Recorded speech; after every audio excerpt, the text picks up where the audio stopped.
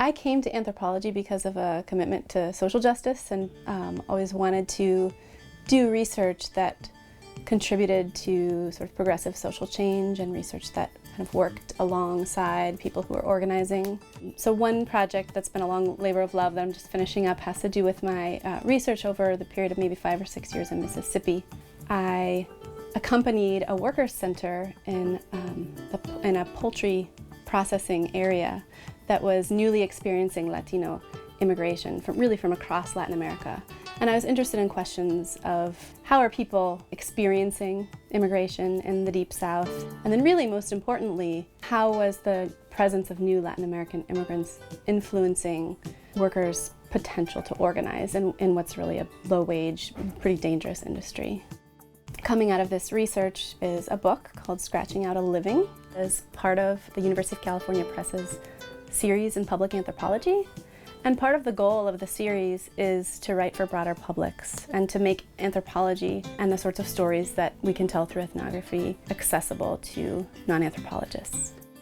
I work a lot with the National Park Service, and I've done what they call ethnographic overview and assessments of various communities associated with national parks. Jimmy Carter National Historic Site project was conducted in Archery, Georgia, and in Plains, Georgia, which was the boyhood home of President Jimmy Carter. And the purpose of that park was to tell the story of the influences of the park in relation to his birth and his growing up. And also just understanding the community independent of President Jimmy Carter, which was one of the key contributions of that ethnographic project, because much of the story had been told from his perspective.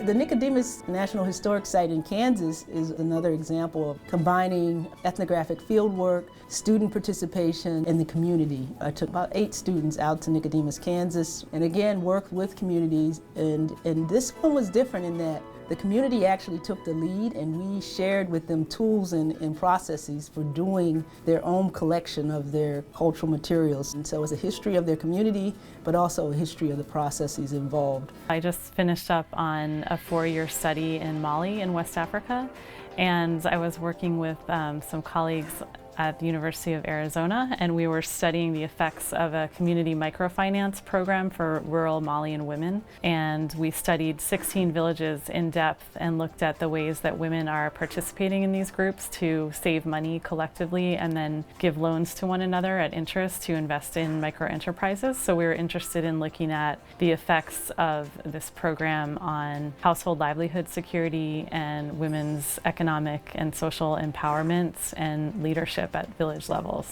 Overall, the program has positive results in Mali, and it's expanding very quickly. There's over 500,000 women in Mali that are now participating in savings groups. The program is called Saving for Change, and it's a program that's being implemented in several other countries across the world. My current research project is in Nigeria. It's in a small town called Asaba, which went through a very traumatic experience in the Nigerian Civil War, which was 1967 to 1970, in which hundreds of people were massacred. One of my goals in the project is to make the work accessible. So we're working very closely with a community advisory board in Asaba. We do everything in collaboration with people locally, and we disseminate the work across many different platforms. So we have a project website. We do video interviews with survivors. We've interviewed about 80 survivors and witnesses to this event. Some of the interviews, I've used clips to create a short video that's been out on the web and has actually been viewed by about 30,000 times to date. I think the work is applied because of the close collaboration with the community, and because we want the work to actually make a difference, not just be an academic exercise.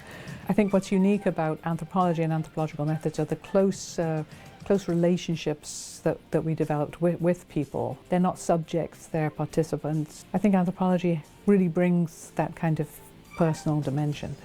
The beauty of the applied program here is just the ability to draw so many different disciplines and so many different skill sets and put those to work on a project for a community or for a business or organization or whatever. I think that's admirable, and I really am excited about being here because of the resources like that that are available at this institution and particularly within our department.